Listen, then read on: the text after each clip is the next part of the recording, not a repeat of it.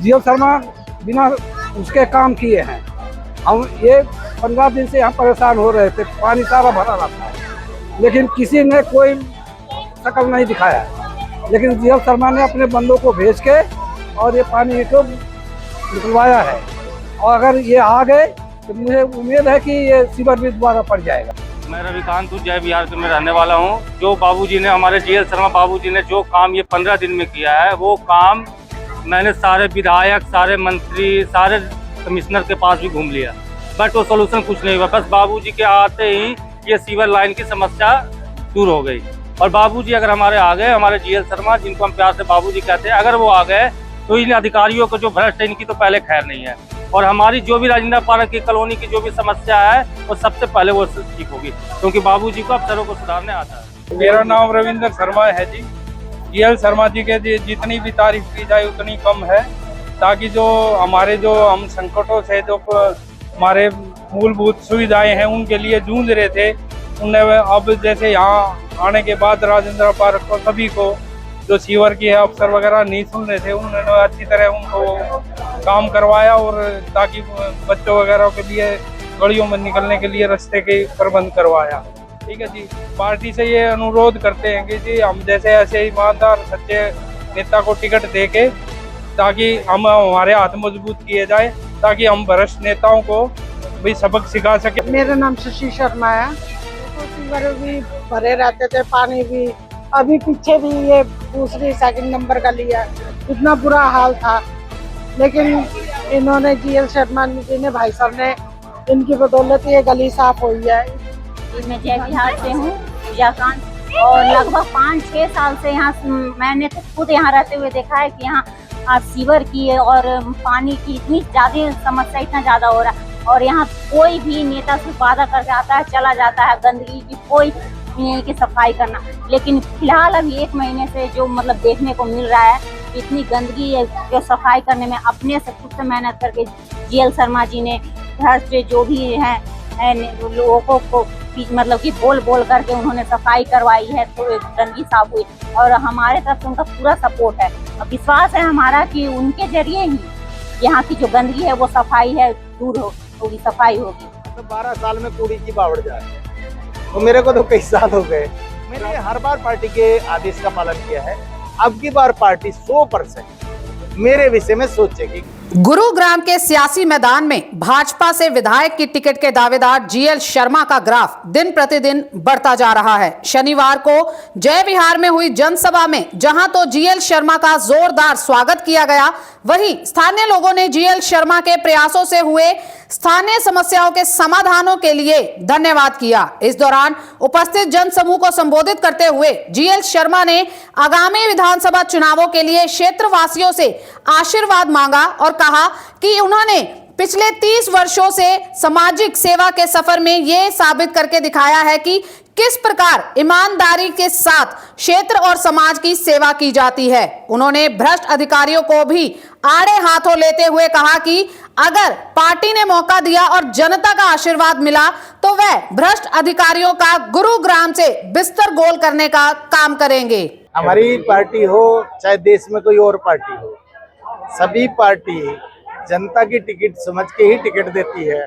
इसलिए मान लो पार्टी आपको टिकट देते, हर लोगों के बीच में आपका विषय नहीं हो, तो आप फिर पार्टी को जीत कैसे दिलाएंगे। इसलिए पहले जनता की टिकट लेकर के, क्योंकि जनता अगर प्रचार करती है, जनता का जो आशीर्वाद मिलता है, तो भगवान का आशीर्वाद मिल जाता है, और जब भगवान का आशीर्वाद मिलता है तो हमारा नेतृत्व को भी परमात्मा का आशीर्वाद प्राप्त होगा। इस नाते से ये टिकट सबसे पहले जनता के पास ही होते हैं, क्योंकि वोट तो जनता को ही देना है। टिकट एक सहारा देती है, वोट जनता देती है। भारतीय जनता पार्टी की झोली में सीट आए, इस नाते से सबसे पहले जनसंपर्क के अभियान के तहत विभिन्न क्षेत्रों का दौरा हो रहा है। सैकड़ों के संख्या में लोग भारी बारिश के बावजूद इकट्ठे हो रहे हैं। तो ये मतलब इसलिए जरूरी है कि लोगों के पास आके भी आपका समर्थन पहले चाहिए, और पार्टी की टिकट जब आपका समर्थन होगा तो पार्टी की टिकट भी मिली जाएगी। मुझे लगता है कि अब की बार मतलब 12 साल में कूड़ी की बावड़ जाए, तो मेरे को तो कई साल हो गए। तो पिछली बार भी पार्टी ने टिकट दिया 2014 में उमेश जी अग्रवाल को।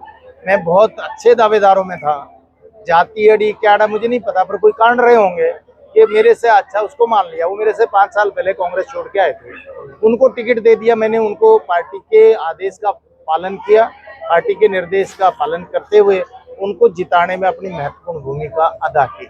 इसके बाद में 2019 में मैंने टिकट मांगा। मैं और उमेश अग्रवाल जी ही दावेदार थे, बाकी कोई दावेदार था नहीं, और दोनों ने बड़ा जोर लगा रखा था। वो विधायक थे, मैं विधायक नहीं था, लेकिन मैंने चूंकि लोगों के साथ सेवा की हुई थी, इस नाते से मैं उससे हर चीज में अव्वल था। ये लोगों के एकत्रित करने में, पार्टी की बसें जानी, प्रधानमंत्री की रैली हो, तो मेरी सबसे ज्यादा भूमिका थी। उसके बावजूद मुझे जहाँ तक ध्यान है, सीताराम जी सिंगला मेरी पार्टी के बहुत वरिष्ठ नेता थे, उनका चुनावी वर्ष में देहावसान हुआ और वो स्वर्ग में गए। तो उस नाते से मुझे लग रहा है कि हमारे भाई सुधीर जी को पार्टी ने टिकट दे दिया। लेकिन मैंने तो बड़ा मन करके, जैसे ही तत्कालीन मुख्यमंत्री ने मुझे PW रेस्ट हाउस गुड़गांव बुला के कहा कि मामला गड़बड़ हो रहा है, मन शुद्ध करके लग जाओ और ये सीट जितानी है, तो उसको जिताने का काम किया।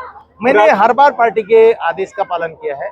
अब की बार पार्टी 100% मेरे विषय में सोचेगी कि एक ऐसा आज्ञाकारी कार्यकर्ता, एक ऐसा निष्ठावान कार्यकर्ता, एक ऐसा समर्पित कार्यकर्ता जो जनता के बीच में प्रसिद्ध है, जो अच्छा है, ईमानदार है, रिजल्ट ओरिएंटेड है। जहां पार्टी ने मुझे भेजा वहां परिणाम पार्टी के पक्ष में देके काम किया है। संगठन ने जो काम लगाया वो मैंने पूरा किया है।